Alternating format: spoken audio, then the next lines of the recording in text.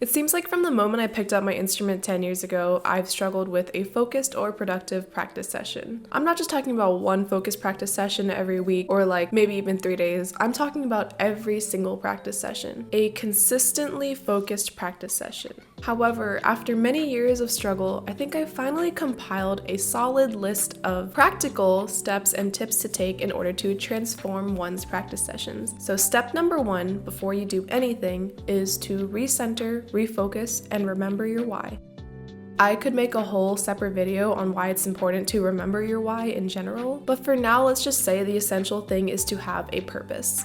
To walk into that practice room and remember why it is that you're there. It can be as simple as I'm practicing for my lesson tomorrow, for my lesson next week, for an audition coming up, for my rehearsal later, to maintain the foundations. It can be as simple as that, or it can be as profound as I'm creating music to create art for the soul, or to express myself, or just as a means of self-discipline. Whatever it is your goal in music, why it is that you practice. I mean, take some time to just think about that, figure out why it is that you're practicing in the first place, and remind yourself of that before each practice session. It needs to be true to you though, and it needs to remind you of why you're doing what you're doing, because the next thing we're going to discuss is getting into routine, and anyone who has had an experience with some sort of routine knows that without paying attention, it can easily dissolve into a monotony, and that's the last thing that we want for a practice session. So my step number 1 remains to remember your why, remember your goal. And don't just make reminding yourself also part of that monotony. It needs to be intentional.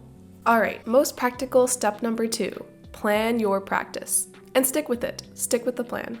Now, what I mean by planning your practice session is not only just walking in there with an idea of what you want to do, but it's having concrete steps on how to get to those goals. So for step number 2, I'm going to split it into 3 separate steps or tips. So the first one is to set goals that you can actually cross off. Create goals that are doable, that you can put a checkbox next to or straight up cross off. Those are so satisfying. So what that meant for me was setting small increments of time. So for example, I would say like, oh, let's say 10 minutes on this scale, 10 minutes on this etude, 10 minutes on this section or whatever. For me, 10 minutes works. You could start with 5 minutes, you can work to 8 minutes, set a timer. It really helps. A 10-minute countdown timer or whatever increment of time. Start with that timer and then just focus on what you were going to practice in those 5 to 10 minutes, and you'll see that focus level instantly just goes through the roof because you have a time limit now, and now you're working against the time and you're extremely focused instead of coming in and saying, I'm going to practice an hour. And then next thing you know, you spent maybe 10 minutes here, 10 minutes on your phone, another 2 minutes somewhere else. Having that countdown timer is life-changing, and especially if it's in smaller increments of time. 5 minutes is not too short. So I would say set small increments of time, especially. And then if you want, you can set small increments of measures. Say like, I want to practice measure 2 to 48 and set a goal for that. Like what are you looking for? Or do I want to improve my intonation, bump up the tempo a little bit? Set clear goals and set clear things that you can cross off for yourself. Not only does that help you feel productive, but it genuinely just helps you focus. It helps you know what you're working towards, and it prevents you from getting distracted. It's been super helpful for me at least, and I highly recommend that you at least try it. And then the last part is to plan your breaks. Maybe if you have an hour to practice, set 5 or 10 minutes of those countdown timer little sections to have a break. The reason why that's important is because if you want to stay focused for however long you're practicing for, you have to incorporate those breaks, and those breaks also should be planned because next thing you know, you're on your phone and you've scrolled for another hour on accident. So set those breaks, give yourself something to do during the break, whether it's literally just sitting there, whether it's listening to something, whether it's reading for like 5 minutes, whatever it is, make sure it's timed, make sure it's planned, and make sure it is not scrolling Instagram or TikTok on your phone. Okay, so my third tip or point is do not waste any time hating your sound. Now that sounds pretty obvious, but you'd be surprised. Don't waste any time hating your sound. And what do I mean by that? I mean, too often we're just playing and we just move on from things. But if you're practicing and you notice that you really don't like the way that you sound and you're frustrated, ask yourself why. Why do I hate my sound right now? For me, if I'm playing violin, is it my elbow position? Is it my left hand and right hand coordination not matching up? Is it my intonation? Is it my arm that's tight? Am I pressing too hard into the string? There's like a plethora of things that could be wrong. And there's also a plethora of solutions, aka things to work on.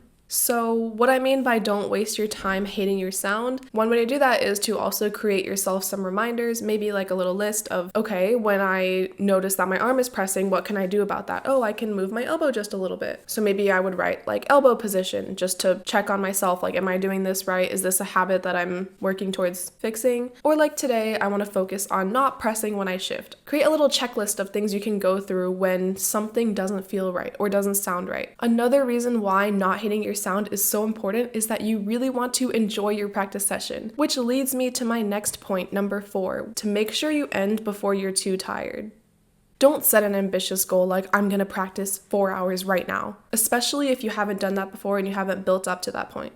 Consistency is key in this practice world, and honestly, in any world. Consistency is key. You need a routine that you can actually follow, that you can actually consistently, continually build on. And I promise you that being burned out after every session is not the key to building a consistent routine. So going back to my previous point about not hating how you sound, that's also another reason. You don't want to leave the practice room feeling like you got worse. You want to make sure you love your sound, you love what you're doing, right? We're creating music, we're creating art. You're creating something beautiful, and you want to make sure that you are also enjoying what you're creating. So I guess the main point of loving your sound and not feeling burned out after a session, so making sure you end before you're tired. I know sometimes you're like, oh, I want to push myself, but ending before you're tired or loving your sound, these two will keep you coming back for more. In a sense, it's kind of like a tease. When you end a practice session feeling like so in love with your instrument, super productive, you're gonna want to practice more.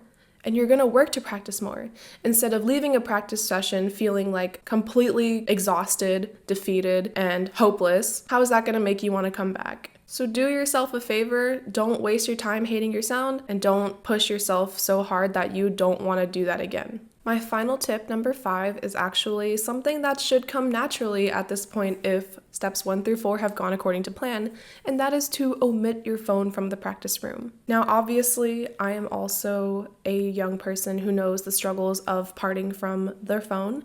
However, I will say, if you have steps 1 through 4 going great, you've focused, you've set time increments. If all the other steps above go according to plan and they're going great, then ideally you will be having the most productive, amazing practice session of your life. If those steps go according to plan, you shouldn't even be thinking about your phone at all. You'll find that you won't even desire having distractions when you're really focused in it, doing your thing, creating that music. You probably will forget that everything else around you exists. I promise you that this final step won't even be something that you have to think too hard about if all those other previous steps were aligned. Anyways, these are some steps that I found extremely helpful, and not just helpful, but consistent in practice routines, in studying routines, in anything. A couple of days, couple of weeks with this habit building, it really transforms your practice session and your outlook on practicing in general. So I really hope that this video helped you in some kind of way. If you guys have any tips that have really helped you guys out while practicing or studying or building any kind of routine,